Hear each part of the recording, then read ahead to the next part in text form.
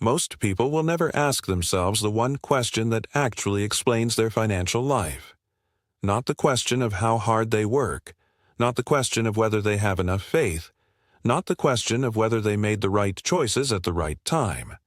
The question is this: are you working according to your design or against it? And right now, in the next few minutes, I am going to prove to you that the answer to that question explains everything. The years of effort that never compounded. The seasons that looked like breakthroughs but dissolved before they held. The feeling, persistent, quiet, exhausting, that you are putting in more than you are getting back. That feeling is not a spiritual problem. It is a diagnostic signal. And the diagnosis has been written in your name since the day you were born. Now, I need to open 3 things with you before we go further. 3 threads I am going to pull through this entire teaching, and I need you to hold all 3 of them. Thread 1. In a few minutes, I am going to show you what the first letter of your name reveals about how prosperity is designed to enter your life. This is not personality. This is not astrology. This is engineering. The Hebrew alphabet is not a writing system. It is a technology. Each letter is a unit of design. And your letter describes the specific channel through which abundance is supposed to flow. Thread 2. Somewhere in the middle of this teaching, I am going to name something uncomfortable. A trap. The specific failure pattern that your type returns to again and again. Even when you know better. Even when you are trying. When I name it, something in you is going to recognize it. I need you to stay present at that moment. Do not rationalize. Do not skip past it. That recognition is the most valuable thing you will receive today. Thread 3. By the end, I will give you 4 steps. Not inspiration, not a motivational declaration. A plan. Operational, specific, with 1 step that requires you to stop doing something you have been doing for years. That stop is the cost. And without cost, alignment is just a concept. Now, before anything else, what is the first letter of your name? Do not move past this question. Think, what letter begins your name? Type it in the comments right now, not later, right now. The people who engage with this teaching actively are the ones who receive it fully. Type your letter. Then come back to me here. Before I go further, if this channel has spoken to your life in a way that feels real, subscribe now, not at the end. Now. Because what I am teaching today is the first half of a longer teaching. The second half comes in the next video. If you miss it, you will have the diagnosis without the full treatment. Subscribe and stay close. I want to tell you about a man I once knew. His name was Daniel. He was 51 years old when we first spoke. He had run a small importing business for 19 years, 6 days a week. Careful records. He paid his debts. He honored his commitments. By every visible measure, he was a disciplined man. And after 19 years, he had almost nothing to show for it. Not nothing. He had the business. But no savings, no property, no foundation. Every good year was followed by a year that erased it.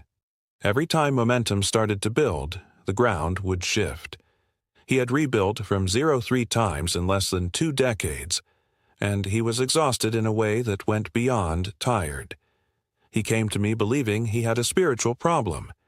He asked me to pray over his business. I told him, I will pray with you. But first, I need to ask you something. What is the first letter of your name? He told me. D. I said, I see exactly what happened, and it has nothing to do with a curse. The letter, Dallet, is the 4th letter of the Hebrew alphabet. In its original form, it is the shape of a doorway, a threshold, an opening, a passage.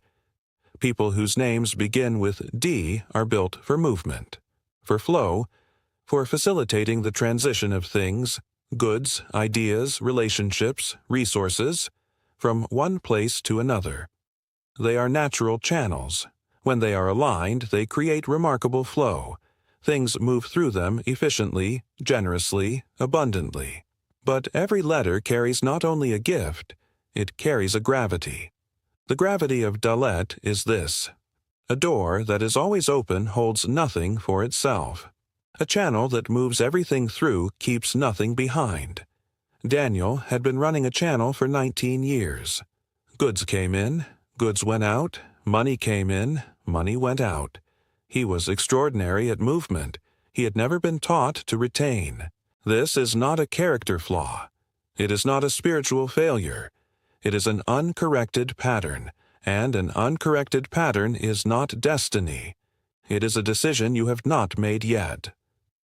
The correction for Daniel was not to stop being a channel.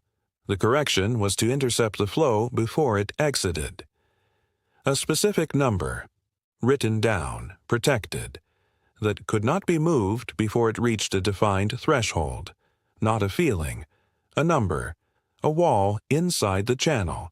He implemented it, not comfortably. For a Dallet type, holding feels like blocking. It goes against the grain of the design. He had to choose it deliberately every week for 4 months before it became practice rather than discipline. 14 months after that conversation, he had something he had not had in 19 years of business: a financial cushion, a foundation, and the momentum that had always dissolved before it held. It was holding. That is not a miracle. That is alignment. Now, I want to show you a second type, and I want you to listen carefully, because this one is the most common pattern I encounter in people who should, by every reasonable measure, already be financially established. There are letters that carry the energy of structure, the energy of foundation. Think of letters whose very form suggests enclosure, stability, containment. Letters like B, like M, like S. If your name begins with one of these, your design is architectural. You are a builder type. You are built to create systems, establish foundations, construct the structures that others depend on. Builder types are extraordinarily capable. They are the people others come to when stability is needed. They create order from disorder. They are indispensable. And they are consistently among the most financially under-resourced people in their communities. Here is why. The builder type builds for everyone else first, for their employer, for their family, for their community, for the people who depend on them. And people depend on builder types heavily, because builder types deliver. They establish the financial foundation of their employer's company. They build the systems that make their organization run. They solve the structural problems that no one else will solve, and they leave their own foundation unbuilt. They tell themselves they will attend to their own financial construction once everything else is stable. But everything else is never stable. There is always one more structural crisis that the builder type is uniquely positioned to resolve, and so they resolve it, and their own foundation waits. If you are a builder type and you are listening to this, I need you to feel the full weight of what I just described, not as criticism, as a diagnosis. You have been building the wrong house. I want to tell you about a woman named Sharon. She was 43 when I first met her. She had spent 15 years as the senior administrator at a large hospital. The operation functioned because of her. She was irreplaceable, and she was paid a fraction of what her function produced for the organization. She had tried to build something of her own twice. Both times, at the exact moment she was beginning to invest real attention in her own project, a crisis arrived at the hospital that only she could navigate, and both times she stepped back in. Because that is what builders do. They respond to structural need. It is not a weakness, it is their nature. But nature without governance is not freedom. It is compulsion. I asked her directly, "Do you believe that God designed you to prosper?" She said, "Yes." I said, "Then explain to me why your prosperity has been consistently last on the list." She was quiet for a long time, and when she spoke, what she said was this: "I think I have believed that my value is in being useful, that seeking my own prosperity would make me less faithful, less generous, more like the people I don't want to become." That belief was the misalignment, not a failure of faith, not a lack of discipline, a belief so deeply embedded in her design that she had never examined it. And that belief had been converting her gift into financial self-deprivation for 15 years. The correction for the builder type is not to become selfish. It is to treat your own financial foundation as the first structure you are responsible for, not the last. Every single day, before you build for anyone else, you make one move, however small, for your own foundation. This is not indulgence. This is the law of your design. Sharon implemented one change. She protected 2 hours every Saturday morning. Those hours were for her financial education, her own planning, her own project. She made herself unavailable during those hours. That was the hardest part. Not the learning, not the planning, the unavailability. Because availability had become her identity. Breaking it was the cost. 14 months later, she had launched a consulting service alongside her hospital work. 2 years after that, the consulting income surpassed her salary. She did not leave her job to do this. She gave herself 2 protected hours per week, 2 hours that she had previously given to other people's structural emergencies. And this time, she gave them to herself. That is what the correction looks like. Not dramatic, not instant, but irresistible once it begins.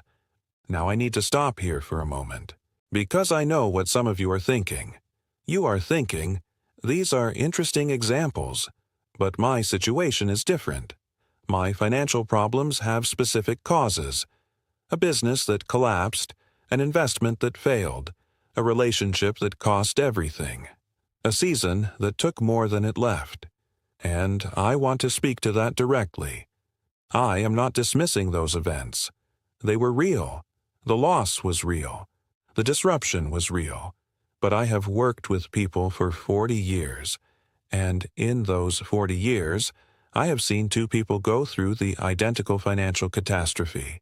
Same scope, same magnitude, same devastation, and arrive 5 years later in completely different positions. One has rebuilt. The other is still explaining why they haven't. The difference is not luck. The difference is not faith. The difference is not even resilience, in the way that word is commonly used. The difference is this. One person, when they began to rebuilt according to their design. And one person rebuilt the same way they had always built, against their design, and arrived at the same result. The crisis is not your story. What you do with your design after the crisis, that is your story. I want to pause here and ask you something personal.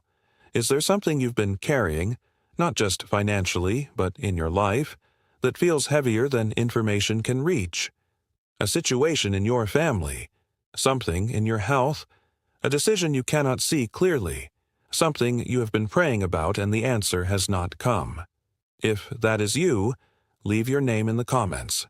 Just your name, or your initial if you prefer. I read these. I pray over them. This is not a program and it is not a system. It is what I do. And if this teaching is speaking to your life in a real way, if for the first time in a while something is making sense about why things have gone the way they have, subscribe to this channel. Because this conversation does not end with this video. And you deserve to be present for what comes next. Now, I need to show you the third type. And this is the one I've been building toward, because this type is the one that surprises people the most. Because from the outside, they look like the least likely candidate for financial difficulty. There are letters that carry the energy of fire, of intensity, of drive. Letters like F, like R, like J. If your name begins with one of these, you are a flame type. You are built for breakthrough. You push through obstacles that stop other people. You generate momentum where there was none. You are extraordinarily difficult to discourage. Flame types are often the people everyone points to as examples of what drive looks like. They are not afraid of work. They are not afraid of risk. They pursue with an intensity that is genuinely remarkable. And they are consistently among the most financially frustrated people I have ever worked with. Here is why. A flame consumes at the same rate it illuminates. Flame types burn through resources, money, relationships, opportunities, energy. At the same velocity they burn through obstacles. And when the breakthrough comes, and it does come, because flame types do break through, there is very little left on the other side to hold the result. The flame burns down the house it was meant to illuminate. I want you to think about something right now. If you are a flame type, or if you know one, think about the pattern. The business that was building, and then accelerated too fast and outpaced its own foundation. The investment that was working, and then the next opportunity arrived and the first one was abandoned for it. The savings that were growing, and then a pursuit appeared that consumed them. That pattern is not bad judgment. It is uncorrected design. The correction for the flame type is not to reduce the intensity. The correction is to build the container before the fire is lit. Before the investment, define the exit. Before the expansion, define the limit. Before the pursuit begins, establish what is protected and what is available to burn. Not because boundaries are natural to a flame type, they are not. Because a fire without a container is not a light. It is a danger. I want to tell you about a man named James. He was 39 when I worked with him. He had made and lost real money twice before the age of 35. Not small amounts. Real amounts. Both times the pattern was identical. Build, breakthrough, accelerate beyond the container, collapse. When he described the second loss to me, I asked him one question. I said, "What did you do differently the second time compared to the first?" He said, "I worked harder." I said, "That is exactly the problem." The intensity was not the failure. The absence of a container was the failure. And when the second opportunity came, he had not built a container. He had built more intensity. And more intensity applied to a containerless design produces a larger version of the same result. James implemented one specific rule before he entered his next business. No new pursuit is permitted until the current pursuit has produced a defined minimum return, and that return has been placed into a protected account that cannot be accessed for any business purpose. Ever. Regardless of the opportunity. He called this rule the firewall. Within 3 years, he had more held capital than he had ever generated in total in his previous 2 cycles. Not because he burned less intensely, because for the first time, the fire had a container. Now let me give you the 4 steps I promised you at the beginning of this teaching. The threads I opened, I am closing them now. Step 1. Name your gravity in writing, not in your mind, on paper or on a screen where you see it every day. Write the sentence, "My design type is this. My gravity is this." Channel type, I move everything through and retain nothing. Builder type, I build for everyone else and leave myself last. Flame type, I consume what I create before it holds. Multiplication type, the type that prepares forever and begins never. You know who you are. Wisdom type, the type that gives without structure, teaches without compensation for the highest value work. You know who you are. Write the sentence. Say it out loud. This is not confession. It is diagnosis. And diagnosis is the only honest starting point for correction. Step 2. Identify the one behavior that is feeding the gravity right now, this week, and stop it. Not reduce, stop. The channel type stops moving money before it reaches a protected baseline. A specific number, written non-negotiable. The builder type stops being available during their designated self-investment time. 1 hour minimum per week. No exceptions for non-emergency situations. The flame type stops entering any new pursuit until the current pursuit produces its first defined return. The multiplication type sets a 30-day deadline to execute the first step of the plan they have been perfecting. Imperfectly, incompletely, but actually, the wisdom type stops giving the highest value teaching or service for free and builds one structure, however small, that creates material exchange for that value. One stop, not a list of changes. One stop.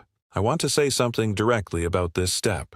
If you read it and immediately began generating reasons why your situation makes it inapplicable, I need you to notice that, because that internal argument is not reasoning. That is the gravity defending itself. The gravity always has a reason why the correction doesn't apply right now. And the gravity is always right about the reason and completely wrong about the conclusion. The stop is real. The reason to delay it is the pattern. Step 3. Establish a weekly practice that feeds the gift rather than the gravity. 1 hour per week. Same day, same time. This hour belongs to your alignment and to nothing else. Not to your employer, not to your family's emergencies, not to the crisis that will inevitably appear on the calendar adjacent to this hour. If you tell me you do not have 1 hour per week, I want you to sit with that claim very carefully. Because what it means is that your design has been entirely consumed by other people's needs and structures. And that is not faithfulness. That is the complete abandonment of the person God specifically designed you to be. You have the hour. You are choosing not to protect it. Begin protecting it this week. Step 4. Make a public declaration. Right now, before you close this page. In the comments below, write this. My letter is blank. I see my gravity. I am choosing alignment. This is the threshold act. The moment the teaching becomes real is the moment you speak it outside of your own mind. I have watched this practice, simple, seemingly small, be the deciding factor between people who receive a teaching and people who live it. The comment is not proof that you have changed. It is the beginning of the change.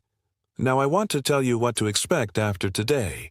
Alignment does not produce results immediately. Anyone who tells you otherwise has a product to sell. I am not selling anything. I am telling you the truth. What alignment produces first is clarity, a sense of rightness, the feeling of finally moving in the direction your design was built for rather than against it. This feels quiet. It does not feel like a breakthrough. It feels like correctness. After clarity comes friction. The people around you, some of them, will not understand the change. Some of them have been, without knowing it, benefiting from your misalignment. The builder who has been constructing their systems for free. The wisdom type who has been giving the highest value work without structure. When these things change, there will be resistance. That resistance is not a sign that you are wrong. It is a confirmation that the alignment is real. After friction comes momentum. And for someone operating within their design, momentum is not gradual. Because the infrastructure was already there. Your capacity was already built into you. You were not missing the ability. You were missing the direction. Before I close, one more thing. In the next teaching, I am going to address something I deliberately left out of today's content. I described 5 types today. There is a 6th, and that 6th pattern belongs specifically to people who have not just struggled financially, but who have experienced a full collapse. Not a setback, a collapse. The kind that resets everything and leaves you rebuilding from a foundation that no longer exists. The path to alignment after collapse is different. The steps are different. The cost is different. And the timeline is different. If that is your story, the next teaching is for you specifically. Subscribe and come back for it. Because what I have for you in that teaching is not what I gave today. And you need both. If this channel has been speaking to your life, if something in what I have taught today has landed in a place that felt true and felt costly at the same time, subscribe. Leave your name in the comments if you need prayer. I read them. I will pray with you. You came here because something in your life is not matching what you believe you were built for. That dissonance is not punishment. It is a message. The message is, you are not using your design. You have it. It was given before you had any say in the matter. It is encoded in your name. It was placed there by a creator who did not make mistakes and does not make accidents.